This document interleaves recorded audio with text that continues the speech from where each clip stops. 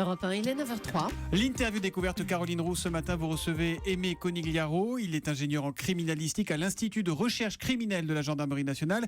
Et avec son savoir-faire et son ordinateur, il n'abandonne jamais les disparus. Bonjour. Bonjour. C'est vrai, vous les abandonnez jamais, car depuis presque 20 ans, c'est vous qui avez pour mission de réaliser les portraits vieillis d'enfants disparus, notamment. Est-ce que c'est un métier comme un autre ou est-ce que quand vous êtes en tête-à-tête avec ces images-là, il y a une charge émotionnelle qu'il faut gérer ?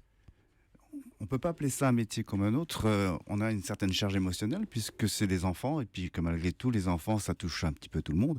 Donc, dans la mesure où cette charge émotionnelle est là, on va essayer de s'imprégner du visage de l'enfant pour pouvoir travailler correctement sur ses traits. Et ça passe par les yeux.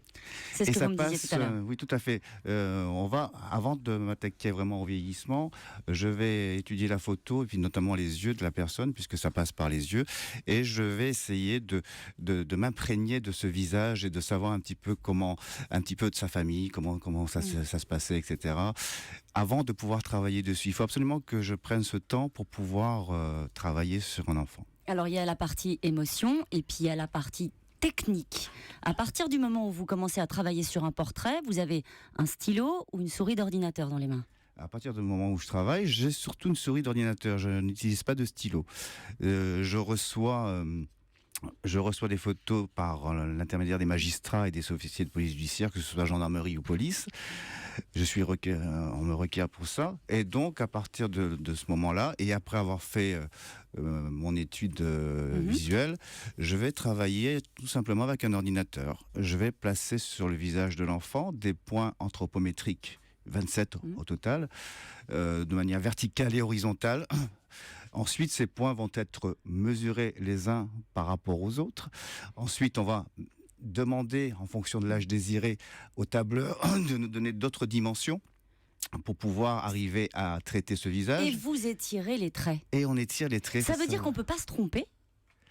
Normalement, ce n'est pas subjectif, c'est l'ordinateur qui s'occupe en fonction de données réelles, de données qui ont été données par un chirurgien d'origine hongroise qui s'appelait Leslie Farkas et qui a travaillé pendant un certain nombre d'années sur les variations dimensionnelles du visage, de 1 an à 25 ans. C'est à 25 ans que les traits sont figés. La croissance osseuse est figée à partir de 25 ans.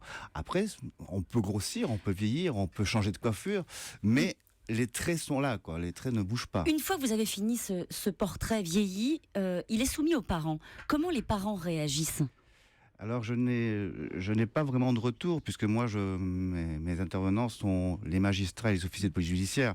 Donc, je ne sais pas. Moi, on me demande un travail, je le fais. Mais certains les refusent. Vous le savez bien, certains, notamment dans le cas de la disparition d'Estelle Mouzin, les parents ont vu le portrait vieilli et c'était pas l'image qu'ils avaient de leur fille. Tout à fait.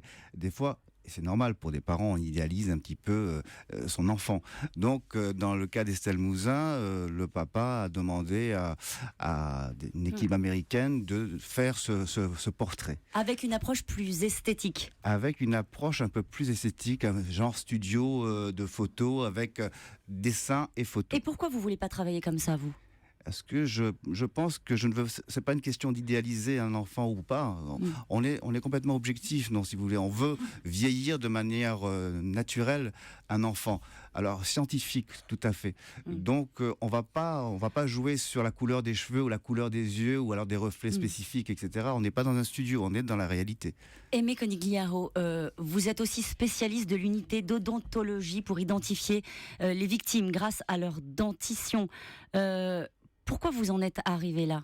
Alors, c'est l'unité gendarmerie d'identification des victimes de catastrophes, mais aussi bien en judiciaire tous les jours que sur les grandes catastrophes.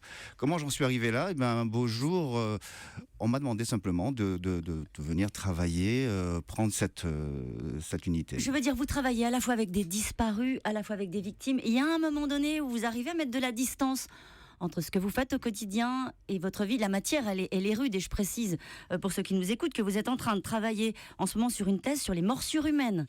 C'est lourd, votre quotidien. Non, pas plus que le vôtre. Pas plus que le vôtre. C'est un quotidien avec lequel on travaille en médecine légale, avec des médecins légistes, avec des anthropologues, avec des spécialistes de tout genre. Et donc, ça se passe très bien, je vous assure. On est ravis pour vous. Merci beaucoup d'avoir été avec nous ce matin.